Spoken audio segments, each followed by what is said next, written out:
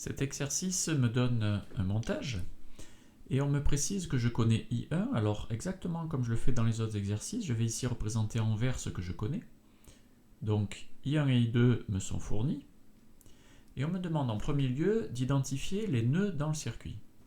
Un nœud étant l'intersection de plusieurs fils, on voit bien qu'il n'y a que A et D qui soient des nœuds. Les points C et B ne sont simplement que des représentations, mais ne sont absolument pas des nœuds.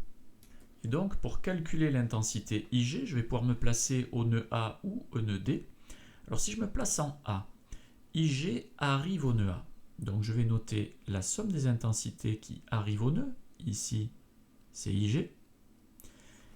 Et ça doit être égal à la somme des intensités qui en partent. Alors, il y a celui qui part dans la première lampe, qu'on va appeler I1, enfin, qui s'appelle I1. Il y a ensuite le courant qui part par B, là, dans la deuxième lampe, qui s'appelle I2. Et donc, on n'a plus qu'à faire la somme, I1 plus I2. On a 10 mA et 2 mA, ce qui fait 12 mA. On aurait pu aussi se placer au nœud D. L'égalité n'aurait pas changé, simplement les courants entrants, donc ceux qui arrivent en D, auraient été I1 et I2. Et le courant sortant du nœud D aurait été IG, ce qui aurait donné exactement la même relation, et donc le même calcul et le même résultat. Dans ce second exercice, on nous donne un montage simple, il y a une seule maille, et connaissant deux tensions, on nous demande de trouver la troisième. Alors la première chose est de représenter correctement ces tensions. Alors si UG vaut 4,5 V, eh bien cela signifie que entre sa borne positive et sa borne négative, en prenant la borne positive comme extrémité de la flèche, eh bien on sait que si on se branche comme ça, on aura une valeur UG qui sera positive. Le courant va donc dans le sens du plus vers le moins à l'extérieur du générateur. Le courant va donc comme ceci.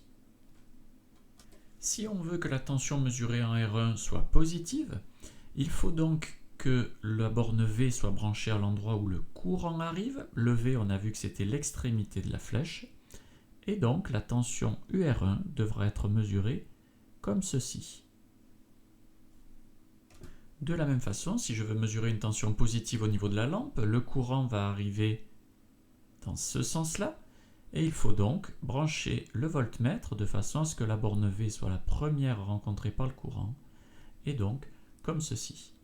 On aura ici la tension mesurée pour la lampe et on aura ici la tension mesurée aux bornes de R1. On va alors appliquer la loi des mailles. Loi des mailles, je pars d'un point et je vais parcourir la maille jusqu'à y revenir. Et j'observe simplement les flèches de tension que j'ai tracées. Je vois que je vais monter, je suis donc dans le sens de UG. J'écris UG. Je continue, je vois que je vais dans le sens inverse de la tension UR1. Donc, je mets moins UR1. Puis, je continue dans la lampe, je vois que je vais à l'inverse de la tension représentée. Donc, moins UL. Et quand j'ai fait tout ce tour, je reviens au point de départ. Donc, la somme de tout ceci vaut 0. Il est maintenant facile de calculer UL. Je l'extrais, je le mets de l'autre côté. Et je trouve donc UL égale UG moins UR1.